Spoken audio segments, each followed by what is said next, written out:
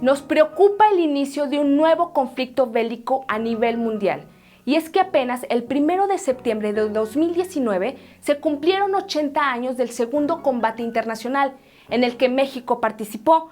¿Quieres saber más? Quédate y viajemos al pasado para conocer de qué manera México se benefició de aquellos momentos de crisis mundial.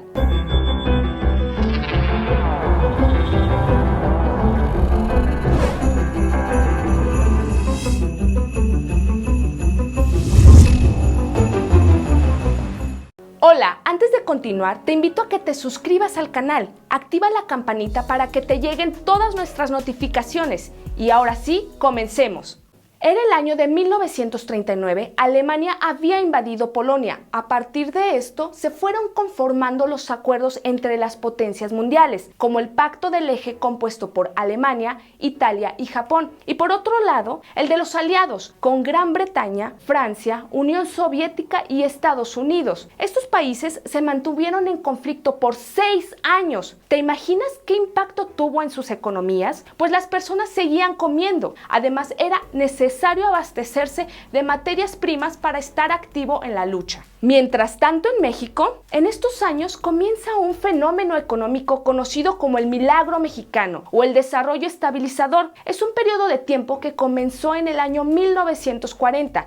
Por supuesto, no se dio de manera aislada, sino que vino con la oportunidad que significó el conflicto mundial y la atención en la lucha de las grandes potencias. Abarcó varios sexenios hasta la década de los 70. Durante este tiempo se implementó la política conocida como la sustitución de importaciones por el presidente Manuel Ávila Camacho.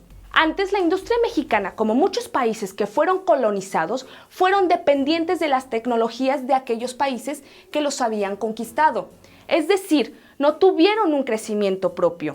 La incipiente industria en México comienza en el Porfiriato, con una política abierta a la inversión extranjera en el ramo textil, producción de papel, vidrio, calzado, henequén, petróleo, minería y alimentos procesados. También hubo un desarrollo en materiales de construcción ferrocarrilera y la industria del hierro y el acero. Sin embargo, no fue significativo su crecimiento. Continuó de la misma manera hasta el siglo XX. Dato histofílico. El henequén es una fibra que servía para la fabricación de cordeles y sogas. Se convirtió en una importante actividad económica en el siglo XIX por su comercialización con empresas norteamericanas. Su manufactura era en haciendas henequeras, con mano de obra esclavizada, de indios mayas y yaquis, que eran despojados de sus tierras y familias y obligados a trabajar sin ninguna paga. Para 1940, la industria mexicana se encontraba compuesta en su mayoría por talleres artesanales e industrias familiares. Había un fuerte contraste entre las empresas de manos extranjeras, su producción mecanizada y los talleres artesanales, que eran los que predominaban. Aunque ya se habían dado los primeros pasos para un desarrollo económico con la nacionalización del petróleo en 1938 por el presidente Lázaro Cárdenas. Dato histofílico. En estos años, el presidente en turno, cerca de las fechas de elección, elegía a su sucesor. A esto se le conoce coloquialmente como el dedazo presidencial y una práctica muy común en el PRI. El desgaste económico y de infraestructura durante y después del conflicto internacional da una oportunidad a México y a algunas partes de América Latina para organizar proyectos económicos. Así, es aprovechada para impulsar el desarrollo industrial nacional. Dato histofílico. ¿Sabías que las relaciones entre México y Estados Unidos después de la Revolución Mexicana se habían vuelto tensas y continuaron así con la expropiación petrolera de Lázaro Cárdenas? Pues ello había afectado notablemente los intereses económicos del vecino del norte. Aunque podríamos decir que México sometió su economía a las necesidades de Estados Unidos al destinar una buena parte de su producción industrial, el suministro de materias primas y productos alimenticios y mano de obra fabril y agrícola, impactó en el desarrollo tecnológico nacional.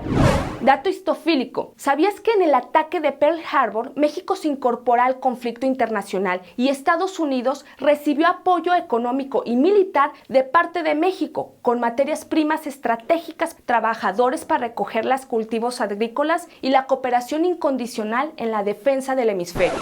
A partir del gobierno de Lázaro Cárdenas se sentaron las bases para el despegue industrial del país al nacionalizar el petróleo. Pero es en el sexenio de Manuel Ávila Camacho, en pleno conflicto internacional, que se inicia la política llamada sustitución de importaciones, la cual consistía en proteger la industria nacional, cerrando las fronteras a las importaciones y promoviendo lo hecho en México, lo que favoreció la creación de nuevos empleos, mejoramiento de sistemas educativos y de salud. Era una política proteccionista, se llevó a cabo aplicando a los productos extranjeros impuestos y aranceles más altos y utilizaba mecanismos para impulsar la inversión privada con excepciones y disminuciones de impuestos.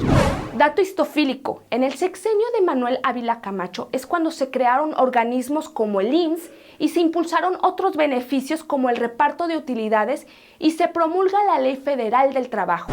Desgraciadamente, este proceso alentó y consolidó una mancuerna que hemos heredado desde esos días, la alianza entre la élite económica y la política, lo que es igual a conflictos de interés y prácticas de corrupción, uno de los cánceres de la sociedad mexicana. Los sindicatos quedaron en manos de líderes gobiernistas, coloquialmente llamados líderes charros. Estos ayudaron a reprimir a los obreros de los sindicatos independientes, cuando estos querían reclamar sus derechos a través de huelgas o manifestaciones.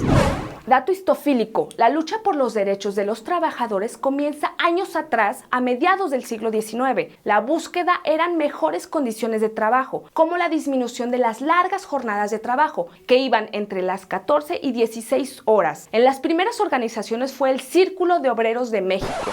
Un ejemplo de ello es el líder de la CTM, Confederación de Trabajadores de México, Fidel Velázquez, que fue designado por el presidente a la dirección, cargo que ocupó por 56 años, controlando el sector obrero, de tal manera que los intereses de la organización quedaron supeditados a los gubernamentales y empresariales.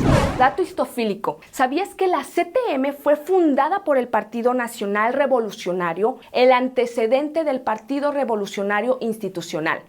El conflicto internacional impulsó la economía de México. Los empresarios se subieron al barco de la industrialización del país y este conflicto bélico se hizo necesario para el ascenso de la economía nacional, por lo que era importante seguir trabajando con eficiencia y a bajo precio. Por ello, los acuerdos entre líderes sindicales y el gobierno. En el siguiente sexenio, en el gobierno de Miguel Alemán, hubo muchas obras de infraestructura, carreteras, presas, escuelas y hospitales. Se fundó la ciudad universitaria. También se formó en el norte del país el llamado Grupo Monterrey, conformado por nuevos empresarios de industrias de acero, papel, cerveza y vidrio. Hubo una importante migración del campo hacia la ciudad. El campo poco a poco quedaba olvidado. Además de la reforma agraria de Lázaro Cárdenas, fue quedando en el olvido. Y mediante algunas reformas al artículo 27, Miguel Alemán permitió la inversión extranjera. Esto impactó fuertemente en las migraciones a Estados Unidos de campesinos mexicanos.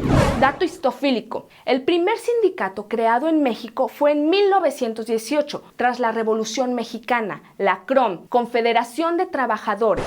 Durante esta etapa, la política económica se promovió la expansión y desarrollo industrial en México, lo cual generó fuertes efectos negativos en la economía, como fluctuaciones en el tipo de cambio, inflación y una pérdida en las finanzas públicas. El sexenio de Adolfo Ruiz Cortines continuó con la política nacionalista. En su gobierno creó la CROC, Confederación Revolucionaria de Obreros y Campesinos. Promulgó las reformas constitucionales para que las mujeres pudieran votar, pero vino una inflación que su gobierno no pudo contener. Para ello, devaluó la moneda, impulsó las exportaciones y redujo las importaciones. En la sociedad había una brecha entre clases sociales y a finales de su sexenio emergieron manifestaciones que evidenciaban problemas sociales, como las huelgas de los estudiantes del Instituto Politécnico Nacional, campesinos de Sinaloa y la rebelión de maestros y ferrocarrileros. Estos movimientos, que abarcaban varios rubros, fueron seriamente reprimidos. Posteriormente,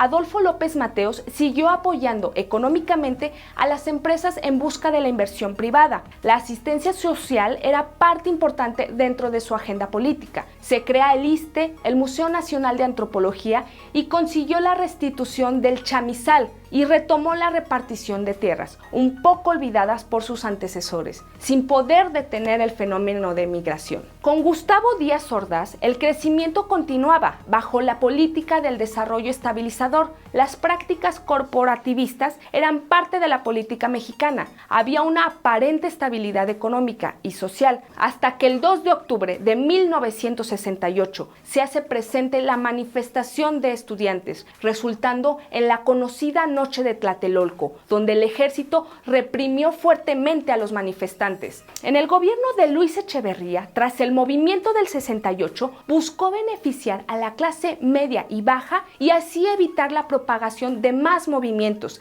que ya estaban efervescentes en Latinoamérica, de modo que hace una ley de reforma agraria en la que establece la repartición de tierras hasta que ya no hubiese más que repartir, y la creación de instituciones como el Consejo Nacional de Ciencia y Tecnología, el CONACYT, para fomentar las investigaciones necesarias para el avance del país. El Instituto del Fondo Nacional de la Vivienda para los Trabajadores, el Infonavit. Estas instituciones buscaban minimizar los daños causados a estas clases sociales, que no se habían beneficiado realmente del milagro mexicano. Para variar, este enriqueció al que más tenía y a la clase política. ¿Por qué el milagro mexicano terminó? Estos gobiernos impulsaron en gran medida la economía, pero por otro lado buscaban el control del pueblo y de los movimientos sociales. Primero mediante el corporativismo, con las figuras de los líderes charros, y después con las fuertes acciones represivas a través de la fuerza militar y policíaca. Como suele pasar en la historia, en el mismo germen de un fenómeno se encuentra su fin. Tal fue el caso del milagro mexicano. Al crearse esta política proteccionista, el Estado mexicano dio concesiones a cambio de la inversión privada, lo cual generó un aumento de la deuda externa y, lejos de generar una tecnología propia, siguió dependiendo del extranjero. Además de las alianzas entre empresarios y políticos, crearon un contexto de intereses ajenos al bienestar de la economía nacional. El conflicto mundial fue una oportunidad valiosa, pero temporal. La economía que se había adecuado a ella no pudo adaptarse a los tiempos de paz. Estos son los cimientos de la herencia económica actual, el lastre que venimos arrastrando como sociedad, los designios de la influencia extranjera y los actos políticos que trascienden más allá de los años de administración. Lo importante es hacerse conscientes de nuestra historia, conocerla, aprender de ella y hacer la diferencia. Hagámoslo, México. Si el tema te ha gustado, sigue buscando historias, porque la curiosidad no acabó con el gato, lo hizo más sabio. Vuelve a Gistofilia y no te pierdas el siguiente video. Suscríbete al canal y sigamos viajando juntos por la historia.